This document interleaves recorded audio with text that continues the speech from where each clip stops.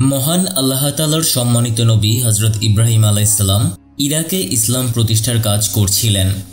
তৎকালীন অত্যাচারী বাদশাহ নমরুদ এতে ক্ষিপ্ত হয়ে পড়ে। সে বিভিন্ন রকম অত্যাচার নির্যাতন চালিয়ে যাচ্ছিল। এরকম প্রতিকূল পরিস্থিতিতে আল্লাহ তাআলার নির্দেশে হযরত ইব্রাহিম আলাইহিস সালাম তার স্ত্রী হযরত সারাকে সাথে নিয়ে শাম দেশে হিজরত করলেন। দুর্ভাগ্যক্রমে সেখানকার বাদশাহ ছিল জালিম ও ভীষণ বদলোক। বাদশার লোকেরা হযরত ইব্রাহিম আলাইহিস সালাম ও তার সুন্দরী স্ত্রী হযরত সারার আগমনের সংবাদ বাদশার দরবারে পৌঁছে দিলে বাদশাহ তাদেরকে ধরে নিয়ে আসতে বলে। বাদশার লোকেরা হযরত ইব্রাহিম আলাইহিস সালাম ও তার স্ত্রী সারাকে বাদশার দরবারে হাজির করে। বাদশাহ হযরত ইব্রাহিম আলাইহিস সালামের কাছে জানতে চায় তার সাথে স্ত্রী লোকটি কে। ইব্রাহিম আলাইহিস সালাম চিন্তা করলেন, স্ত্রী বললে হয়তোবা তাকে মেরে ফেলতে পারে, তাই তিনি বলেন সে আমার দিনী বোন। বাদশাহ হযরত ইব্রাহিম আলাইহিস সালামকে বন্দী করে আর হযরত সারাকে বাদশার বদ স্বভাব চরিতার্থ করার জন্য রেখে দেয়। বাদশার কুপ্রস্তাবে হযরত সারা রাজি না হলে বাদশাহ তাকে হত্যার হুমকি দেয়। অতঃপর হযরত সারা 2 রাকাত সালাত আদায় করার অনুমতি চাইলে বাদশাহ তাকে সালাত আদায়ের ব্যবস্থা করে দেয়। হযরত সারা সালাত শেষে আল্লাহর দরবারে ফরিয়াদ করেন যেন আল্লাহ তাআলা তার সতীত্ব রক্ষা করে। এরই মধ্যে বাদশাহ অত্যন্ত অসুস্থ ও দুর্বল হয়ে পড়ে।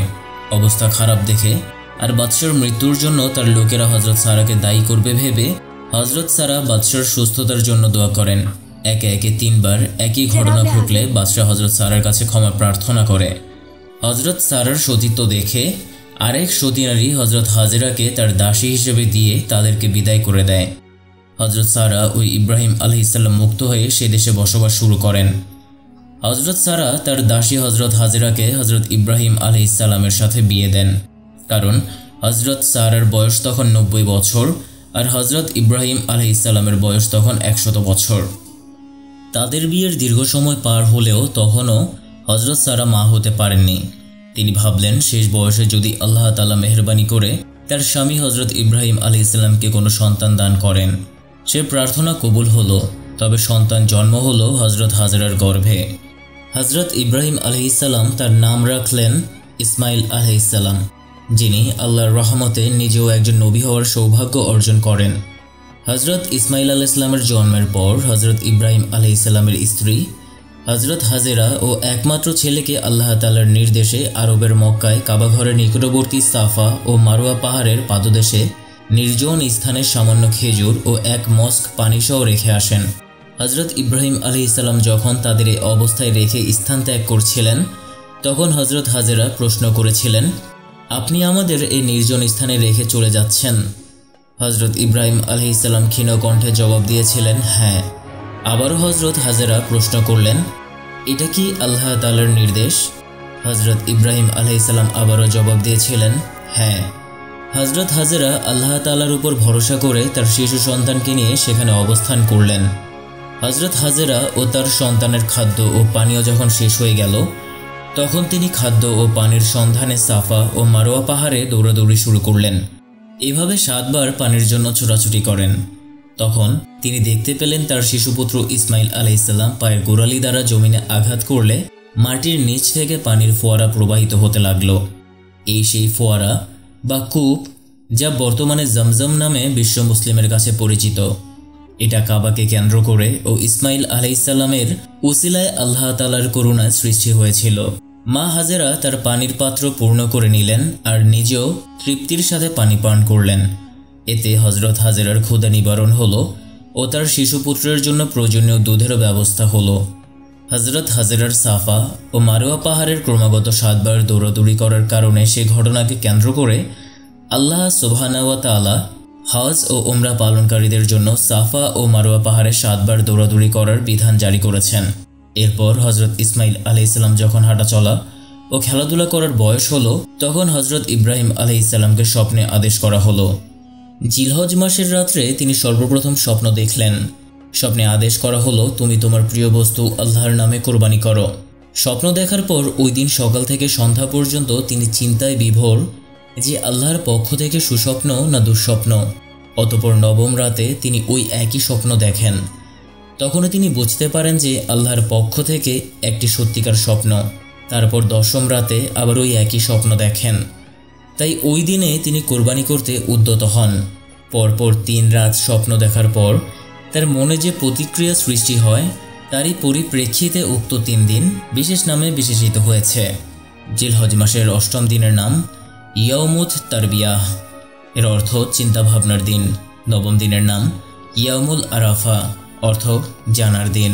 জিলহজের 10ম দিন ইয়াউমুন নাহর, অর্থ কোরবানির দিন। এই স্বপ্ন দেখার পর হযরত ইব্রাহিম আলাইহিস সালাম তার পুত্রকে কোরবানি করার জন্যে তার স্ত্রী বিবি হাজেরাকে বললেন, ছেলেটাকে ভালো পোশাক পরিয়ে প্রস্তুত করে দাও, তাকে একটি কাজে নিয়ে যাব। এদিকে শয়তান বিবি হাজেরাকে ধোঁকা দিতে শুরু করে এবং ছেলে ইসমাইলকেও ধোঁকা দিতে শুরু করে। ঐতিহাসিকদের বর্ণনা মতে শয়তান 3 বার হযরত ইব্রাহিম আলাইহিস সালামকে বিভ্রান্ত করার প্রচেষ্টা করেছিলেন। প্রতিবারে তিনি 7টি কঙ্কর মেরে শয়তানকে বিতাড়িত করেন। হযরত ইব্রাহিম আলাইহিস সালাম তার ছেলেকে বললেন, হে বৎস, আমি স্বপ্ন দেখেছি যে আমি যেন তোমাকে কোরবানি করছি, সুতরাং তোমার অভিমত কি? সে বলল, হে আমার পিতা, আপনাকে যা আদেশ করা হয়েছে আপনি তাই করুন, অবশ্যই আমাকে ধৈর্যশীলদের অন্তর্ভুক্ত পাবেন। এভাবে পিতা পুত্রের সাওয়াল জবাবের পরে ছেলে যখন রাজি হয়ে গেল তখন মহান আল্লাহর সামনে নিজ কলিজার টুকরাকে ছিঁড়ে রেখে দিলেন। পিতা এবং পুত্র উভয় যখন একমত হলেন তখন পিতা হযরত ইব্রাহিম আলাইহিস সালাম তার পুত্রকে কাঁধ করে শোয়ালেন। তখন পুত্র পিতাকে বললেন, আপনি আমাকে চোখে দেখা অবস্থায় জবেহ করতে পারবেন না, কারণ আপনার হয়তো ছেলের মায়া উতলে উঠতে পারে, ফলে আপনার ছুরি নাও চলতে পারে। আমি হয়তো অধৈর্য হয়ে ছটফট করব, আপনার কাজে ব্যাঘাত ঘটবে, তাই আমাকে শক্ত করে বেঁধে নেন এবং আমাকে উপর করে শুইয়ে দিন। এবার ছেলেটির গলায় ছুরি চালাবার পালা। আল্লাহর হুকুমের কাছে আত্মসমর্পণের মূর্ত প্রতীক ইব্রাহিমের হাতে যখন ছেলেটির ঘাড়ে ছুরি চালিয়ে দিল, বিশ্বজাহান তখন কেঁপে উঠল।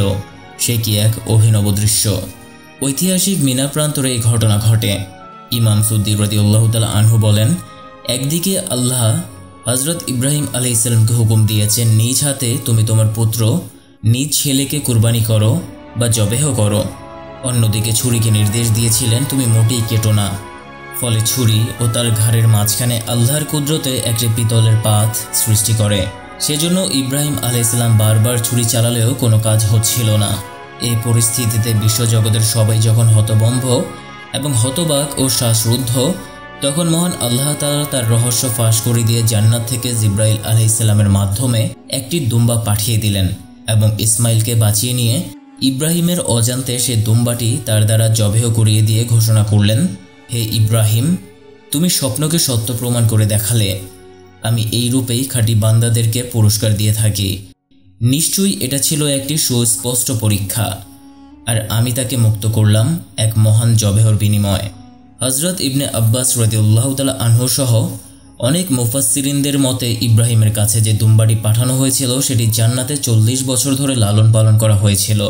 হযরত ইব্রাহিম আলাইহিস সালাম যখন ইসমাইলকে জবেহ করেছিলেন তখন জিব্রাইল আলাইহিস সালাম বলেছিলেন, আল্লাহু আকবার, আল্লাহু আকবার। অতঃপর ইব্রাহিম আলাইহিস সালাম বলেন, আল্লাহু আকবার ওয়ালিল্লাহিল হামদ। তারপর থেকে এই তাকবীরটি চিরস্থায়ী সুন্নতে পরিণত হয়। আর আল্লাহ বলেন, আমি তার জন্য এই বিষয়টি ভবিষ্যৎ বংশধরদের মধ্যে প্রতিষ্ঠিত রাখলাম। সালাম বর্ষিত হোক ইব্রাহিমের ওপর। আল্লাহর ঘোষণা মোতাবেক তখন থেকে চলে আসছে এই ইব্রাহিম আলাইহিস সালামের আদর্শের বাস্তবায়ন। তাই আজ পৃথিবীর লক্ষ লক্ষ মানুষ আল্লাহর হুকুমের প্রতিপালনের সাথে সাথে প্রতি বছর ইব্রাহিমের স্মৃতি পালন করে পাপ মোচন করে এবং ইব্রাহিম আলাইহিস সালামের আদর্শকে কিয়ামত পর্যন্ত চিরস্থায়ী করে দিয়েছেন, যা বিশ্বের তাওহীদবাদীদের হৃদয় বিজয়ী। এই সুমহান ঘটনাকে চিরস্মরণীয় করে রাখার জন্য এবং আল্লাহর উদ্দেশ্যে নিজের কুপ্রবৃত্তিকে বিসর্জন দেওয়ার নিমিত্তে কোরবানি করাকে সামর্থ্যবানদের জন্য ওয়াজিব করা হয়েছে। যদিও কোরবানির মনস্তাত্ত্বিক, সামাজিক, অর্থনৈতিক সুফল আরও ব্যাপক ও বিশাল।